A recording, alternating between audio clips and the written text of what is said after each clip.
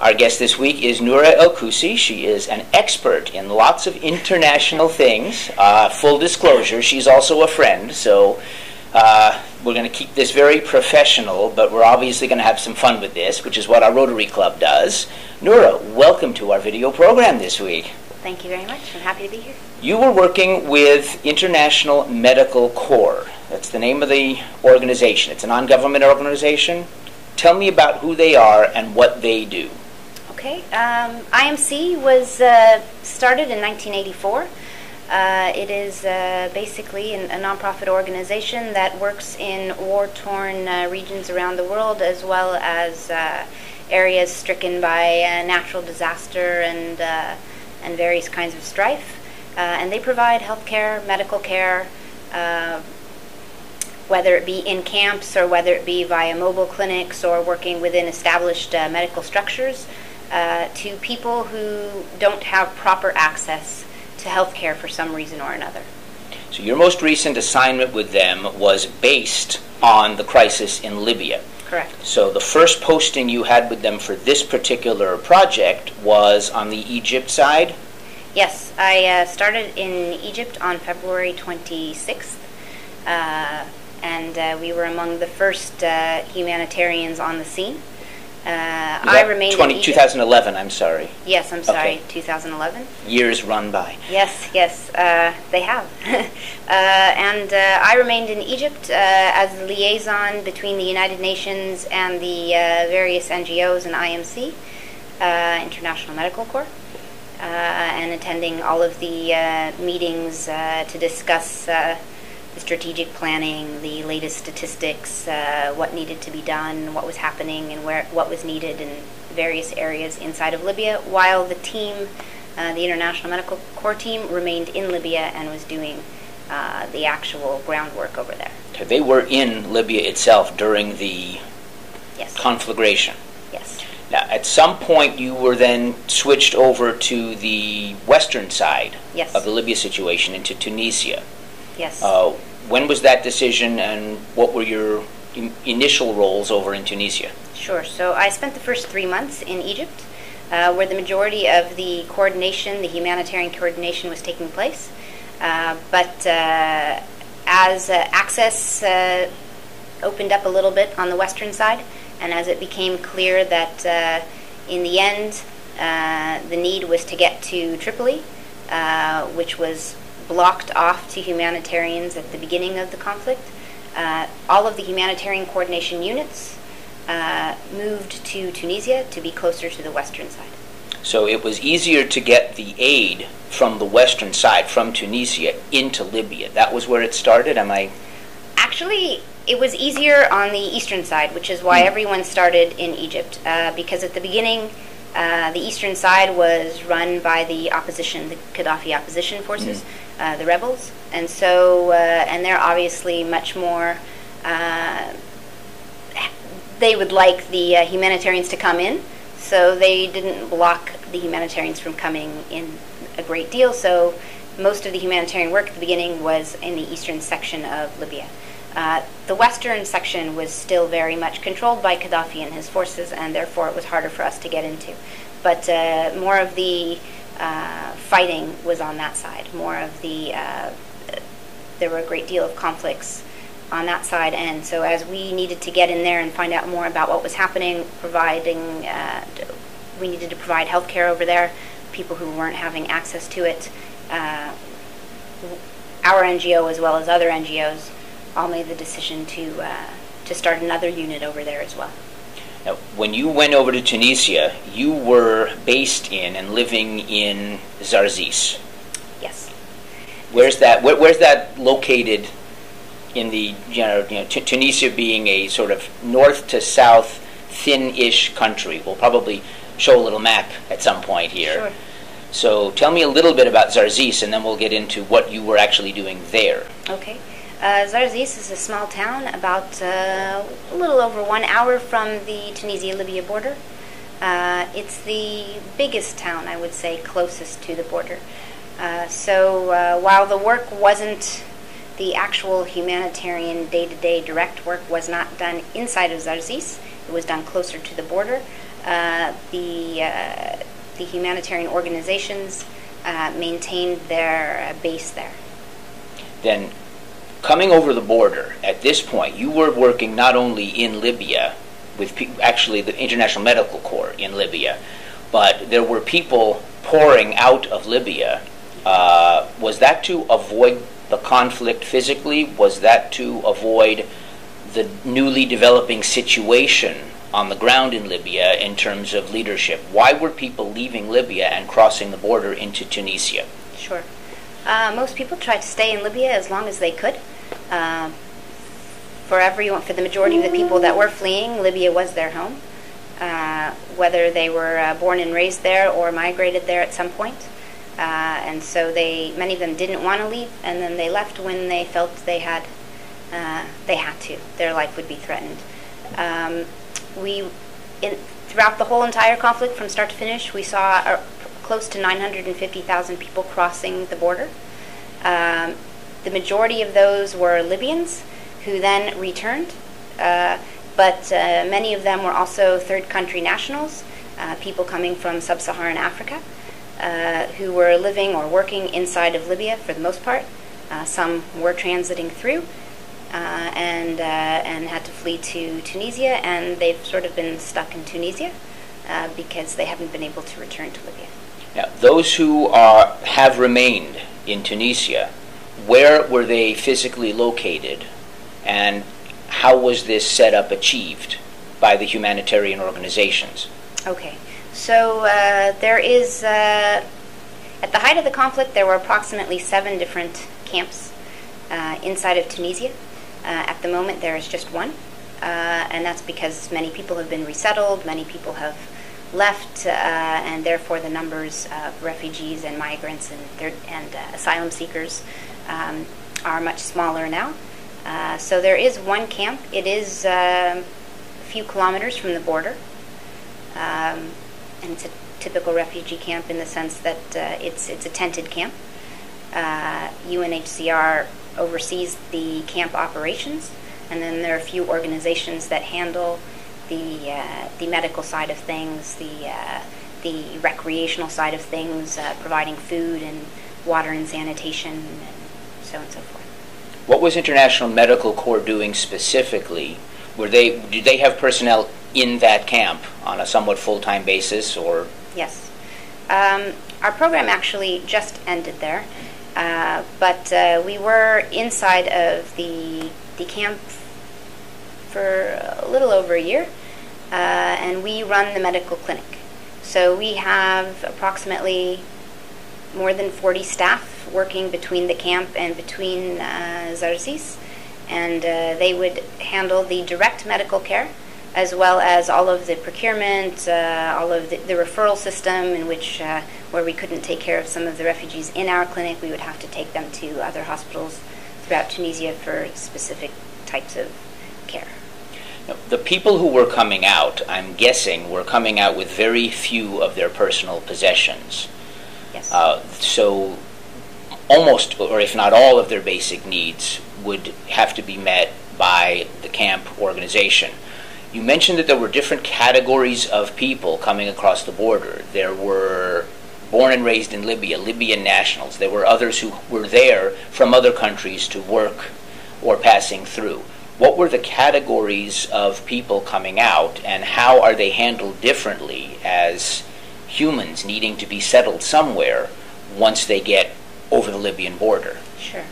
The Libyan nationals came out, and they had money and belongings with them, and had a network of support in Tunisia oftentimes. So they were considered urban refugees, in which they actually lived in the homes of other people. Very few of them actually had to live in a camp. Then you have the sub-Saharan Africans. Some of them were born and raised in Libya, but they're not considered Libyan nationals. They're migrants. Some of them came later in their lives and made a home there and worked there. And others were transiting through Libya to get to Europe, to get to Italy. The typical story of people going to Europe for a better life. and got stuck when the conflict occurred. The African migrants came across the border most of the time without much of their belongings. You see, Gaddafi had used some of the Africans to join his mercenary forces, and as a result, all of the Africans, even the ones that weren't involved in the fighting in any way whatsoever, they became stigmatized, and they've all sort of been labeled people that couldn't be trusted, and so they were kind of forced out and told they can't come back in, and oftentimes they were abused on the way out. So some of them came to us with some physical abuse that they had undergone, with their belongings stolen from them on the route out. Now, where those people, they start living in the camp, they need to be handled. I mean, I hate to use the word processed, but their status needs to be processed. Correct. Where do they go? You have someone from a sub-Saharan African country. Let's start with someone who was not born and raised in Libya. Let's start with someone who came later in life from, and I mean, obviously every individual will be different, but as a general category, say someone has come from a sub-Saharan African country later in life, in their 20s, to work in Libya, and they have now come across the border. Mm-hmm. What happens with that hypothetical person? So they're now they're in Libya. They're working various kinds of jobs, that whatever it is they can do. Sometimes it's manual labor and service industry types of jobs. Many of them came and received an education, a college education in Libya, and came out with degrees. Actually, some of the refugees in the camp were professors and were medical nurses and doctors, and some of them actually ended up working with us. So they come to the camp, they're living in the camp. If they can get a job within the camp, they do. And they basically have to await their status with the UNHCR, in the sense that when they initially cross, they're migrants seeking asylum. Their story has to be investigated and researched, and then UNHCR will determine if this person can indeed be considered a refugee or not. Those that can be considered a refugee or were made a refugee, that received the refugee status perhaps in Libya, for example, they then can be considered for resettlement. Several different countries around the world were taking in people for resettlement: America, Canada, Australia, Spain, Germany, Norway, a few others. And so the delegations from those different countries come and interview everyone personally. And then every country has a different amount of time that it takes to go through their security procedures, and so America being the longest, some refugees have been living in the camp for a year and a half, almost 2 years. By the time they get to be resettled, it may be close to 2 years. What's the definition? You said refugee status. Is there a technical definition working here? So you're a migrant when you first cross, unless some other UN agency, UNHCR agency, for example, has already given you that status in another country during another conflict, perhaps. And you report your story, why you fled your original country, what you've been doing these last several years, and they investigate whether it's safe for you to go back to your original country of origin or not. In some cases, people left their original country of origin decades ago, and the reason they left, the fears that forced them to leave, may not exist anymore. Maybe it was political persecution, religious persecution, any sort of persecution based on sexual orientation or gender. There could be a variety of reasons. It could be that there was a war and now there's no war. So if the reasons no longer exist, or perhaps there's something that doesn't seem completely kosher, then you may not receive the refugee status. And in that case, when it is time for you to leave the camp, you will be escorted back to your country of origin because it's considered to be safe for you to return there. Yes and no. It is clearly complicated. It is complicated. Let me first say that this is not a large group of people. The vast majority of people do receive status and do get resettled. But there is a group of people that don't have this status, and they are offered assistance to go back to their original country of origin. They may or may not accept that assistance. They may or may not feel that they can go back, despite what the UN agencies claim. And so their option is to try and stay in Tunisia, which Tunisia may or may not accept, or try and or continue this life of migrating from country to country and hope that someone lets you in and doesn't mistreat you in the process. And it's not an easy life. It's difficult. Let's say that I am someone whose parents came from a sub-Saharan African country to Libya some time ago. I was born in Libya. I was raised there. I have no connection to my ancestral country, no personal connection of any kind. I may or may not have family there. If I do, I may never have met them before. I have now been forced to leave Libya, and I'm at the camp in Tunisia. What is likely to happen with me under those conditions? It's going to be a little bit difficult to answer this question because there is no cookie-cutter answer for it. Essentially, you may be stuck. Yes, the only home you may have known is Libya, and so ideally you would like to go back to Libya, but that may not be possible. So then the hope of the refugee or the asylum seeker would be to be resettled. But if you haven't been identified as a refugee, you're not. Your case isn't permitted for resettlement. So then your option is to stay in Tunisia, or your option is to continue this life looking for a country that will accept you and allow you to live and work. And that's difficult as well, because living in Tunisia since the start of the conflict, in a camp in particular, not everyone wants to stay. They don't necessarily. They've experienced as much as they've experienced the kindness of the Tunisian government. They've also experienced the hardships of Tunisia. Whether, for example, the medical system is very good in some ways, but it's limited in other ways.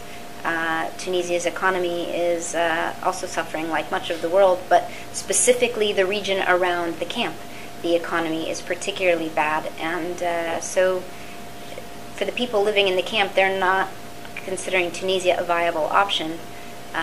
Although the Tunisian government is currently considering continuing to host some, and some have already been told that they may stay in Tunisia, but it's a tough decision depending on your background. It's a tough decision. For example, if you're we have some students, some medical students who worked with us, and they did their medical education in Libya. They did it in English or in Arabic, and medical education in Tunisia is in French. And if you don't speak French, you're going to have difficulty in the medical system in Tunisia, working in it, that is. And even if you almost finished your medical degree in Libya, you'd have to redo your medical degree in Tunisia. So if you're somebody who nearly finished your degree in Libya, staying in Tunisia becomes difficult in terms of whether you want to continue on the same career path or not, whether you can continue on the same career path or not. It sets you back several years. This is why these are called a humanitarian crisis, and it's not always about the governments or new government leadership that want to get in. It's about the people, which is who you're working with and why you're there. Sure. So let's talk for a couple minutes about your experience, all of this aside, living in a town called Zarzis, Tunisia. What was life like for, let's just face it, a valley girl living in Zarzis? You have had a lot of international experience. You've lived many different places, but still, tell me about living in Zarzis. It's a small town. It's beautiful. It looks a bit like Greece, where everything is white with blue doors. Beautiful Mediterranean Sea. It's because it's a city on the sea. Big concentration of seafood diet. So very good, very healthy. But like I said a few times, it is a small town. There isn't much to do. So you pretty much band together with your friends also working in the same field, maybe some of the national staff and their family that you become accustomed to and bonded with over the time spent there. And for a city girl, you basically redefine your life, and you get used to small town living, which I'm quite accustomed to, and reintegrating it back into the big city is a bit difficult. There was no freeway to get stuck on in Zarzis? No, there were highways, but there was never very much traffic. That probably makes a lot more sense. What nations were represented among the people who were there as you were to work on the humanitarian crisis? It'd be interesting to hear from where you met lots of people in those fields. Well, typically when there's a crisis in any country, ideally you want to get staff who speak one of the languages. So we did have staff heavily from different parts of the Arab world. We had Jordanians, Egyptians, Syrians, Lebanese. There were also a lot of Canadians, some French.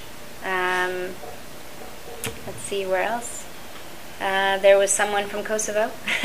Oftentimes, when there is a conflict in your country, you end up joining the humanitarian team as a national staff member, and for some people you end up continuing for years to come in different countries. And so you find people who are on the team who actually lived in war-torn countries themselves at some point.